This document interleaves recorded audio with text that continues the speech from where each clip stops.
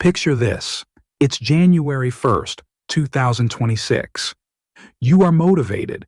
You bought the expensive new running shoes, you threw out all the junk food, and you purchased the annual gym membership. You feel absolutely unstoppable. You tell yourself, this is the year everything changes. Now, flash forward just 6 weeks to mid-February. The shoes are gathering dust. The kale has turned into a biology experiment in your crisper drawer, and the gym hasn't seen your face in 20 days. Sound familiar? If so, you are not alone. Studies consistently show that nearly 80% of New Year's resolutions fail by the second week of February. It's a depressing cycle of temporary hope followed by crushing guilt. Psychologists call this the fresh start effect. We love the feeling of a new beginning, but we rarely have the systems to sustain it. Welcome to Let's Health About It. Today, we aren't just giving you a list of resolutions. We are breaking down the neuroscience of why they fail and handing you a 3-step, science-backed roadmap to make 2026 the year your habits finally stick. Pitfall number 1, the false hope syndrome and homeostasis. Let's start with pitfall number 1. We call this the big leap, or what psychology researchers term the false hope syndrome. We tend to drastically overestimate what we can do in a day and underestimate what we can do in a year. Driven by a holiday sugar rush and guilt, we set massive, unrealistic goals. Going from zero exercise to hitting the gym 6 days a week isn't a plan. It's a recipe for immediate burnout. You have to remember that your brain loves homeostasis. It loves stability. Evolutionarily, your brain is designed to conserve energy. When you try to disrupt your entire routine overnight with 5 huge new habits, your brain's fight-or-flight center hits the panic button. It screams, "This is unsafe. This costs too much energy. Go back to what we know," and what your brain knows is the couch and comfort food. You aren't lazy. Your brain is biologically trying to protect you from sudden shock. By trying to change everything at once, you ensure you change nothing at all. Pitfall number 2, the motivation trap. Feelings versus systems.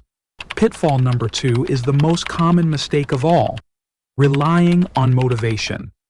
Here is the hard truth. Motivation is an emotion, and like all emotions, happiness, sadness, anger, it is temporary. It comes and goes. Relying on motivation to get you to the gym is like relying on the weather to get you to work. Sure, it's nice when it's sunny, but you still have to go when it rains. In January, your motivation is high, but when February hits, and you're tired, stressed, and it's cold outside, that motivation evaporates.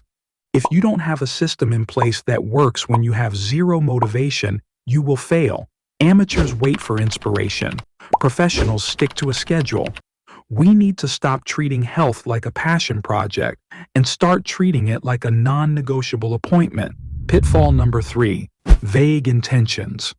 Finally, pitfall number 3, vague vows. Saying, "I want to lose weight in 2026," or "I want to eat healthier," is a wish, not a goal.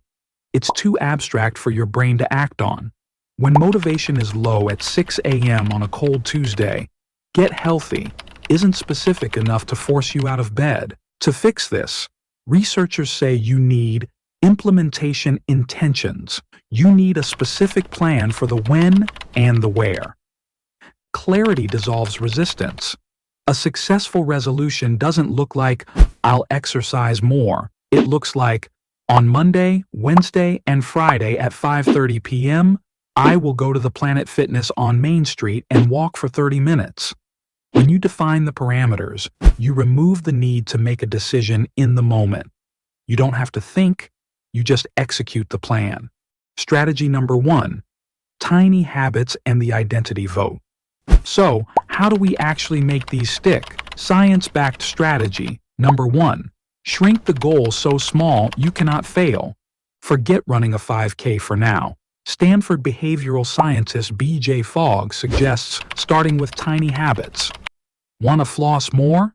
Commit to flossing only one tooth. Want to start reading? Commit to reading one paragraph. Why does this work? Because you are shifting your identity. Author James Clear puts it best: every action you take is a vote for the type of person you wish to become. When you do one push-up, you cast a vote for "I am an athlete." When you read one page, you cast a vote for "I am a reader." Once you believe that identity, the behavior becomes natural. You aren't forcing yourself to work out. You are just doing what an athlete does. Start small, cast your votes, and let the results follow. Strategy number 2. Environment design and friction. Stop fighting yourself and start designing your environment. We want to manipulate friction. You want to increase friction for bad habits and decrease friction for good ones. If you want to stop eating cookies, don't rely on willpower. Stop buying them. Or, if you must have them, put them on a high shelf in the garage so you have to walk to get them. Conversely, if you want to run in the morning, sleep in your running clothes. Put your shoes right in front of the bedroom door so you trip over them. Make the good choice the path of least resistance. Make it harder to skip the workout than to do it.